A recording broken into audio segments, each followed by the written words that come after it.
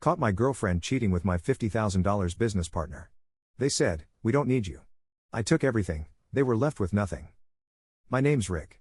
I was living in Pittsburgh back then, doing my best to make a name for myself in the contracting business. I started from the ground up, working long hours, doing odd jobs, saving every dollar. Eventually, I took the leap and set up my own contracting company. In the early days, I didn't have much, no big office, no fancy tools, but I had ambition and enough experience to get things moving. Business started picking up slowly. I landed a few good contracts, mostly remodeling jobs around town.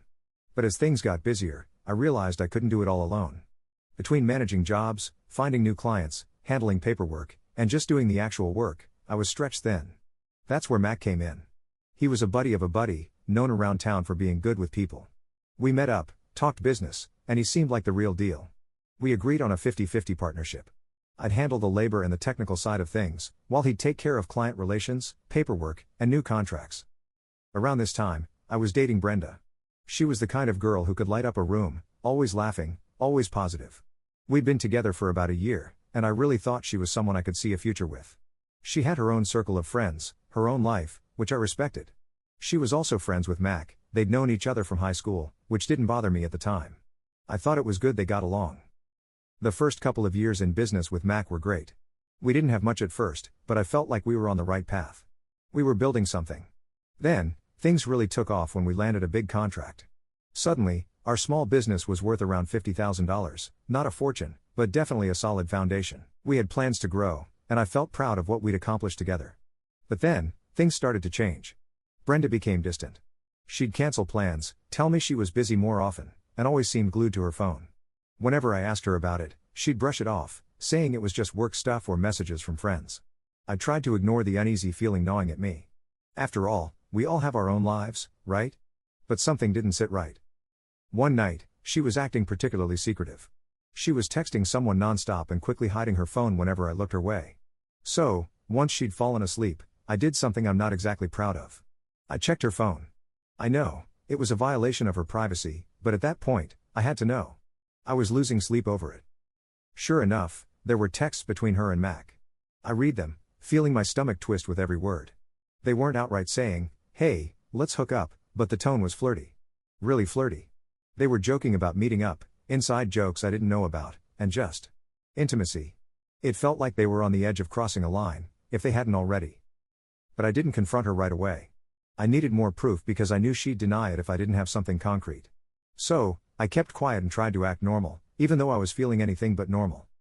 A few days later, she told me she was working late. This was strange because she worked at a coffee shop and usually wrapped up by 5 p.m. I didn't let on that I was suspicious, but the moment she left, I decided to follow her. She drove straight to a cheap motel just outside town, and sure enough, Mac's car was parked right next to hers. I sat in my truck, feeling numb as I watched them laugh, walk inside together, and close the door behind them. I knew then that this wasn't just harmless flirting. I drove home in a fog. I was angry, hurt, and humiliated. These were two people I trusted, people I thought were my friends, my partner, and my girlfriend. The betrayal cut deep.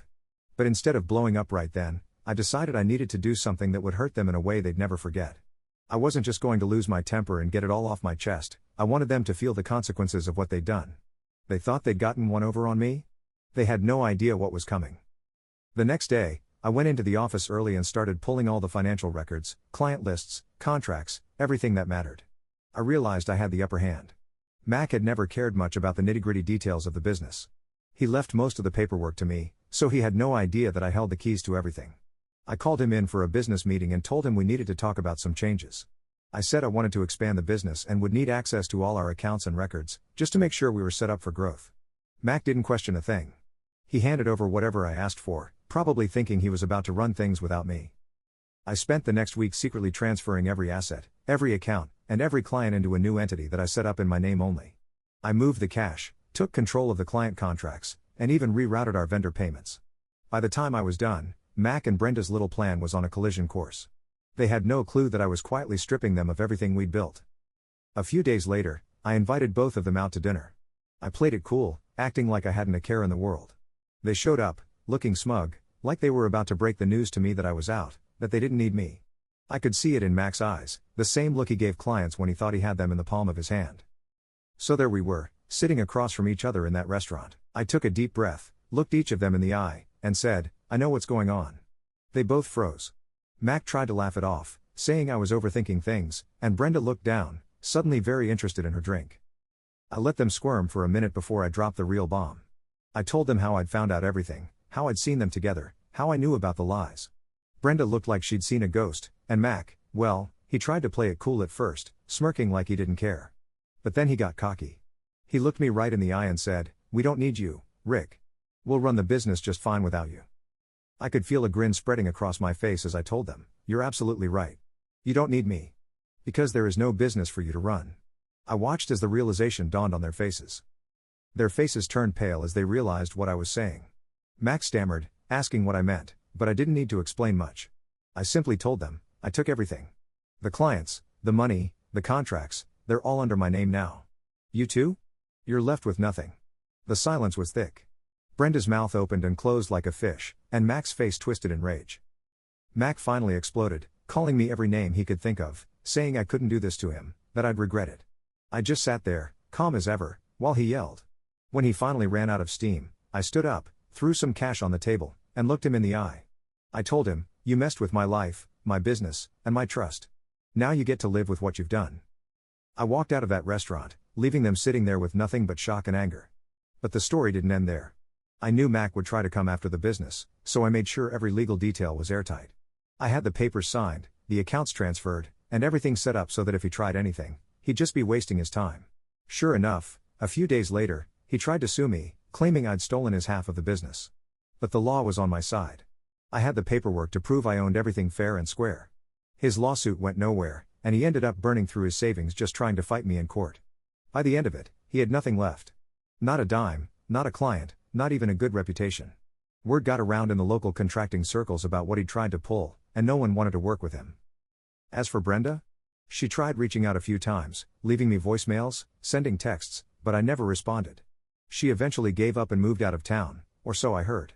Last I knew, she was working in some dead-end job, far from the life we could have built together if she'd just been honest. The best part? My business thrived without them. I grew it beyond anything I'd ever imagined. Hired a team, expanded to new locations, and got bigger contracts.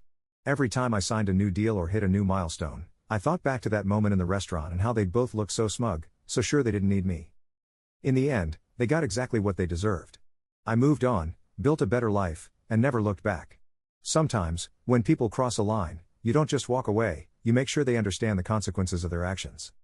And that, my friends, is how I took back everything they tried to steal from me and then some.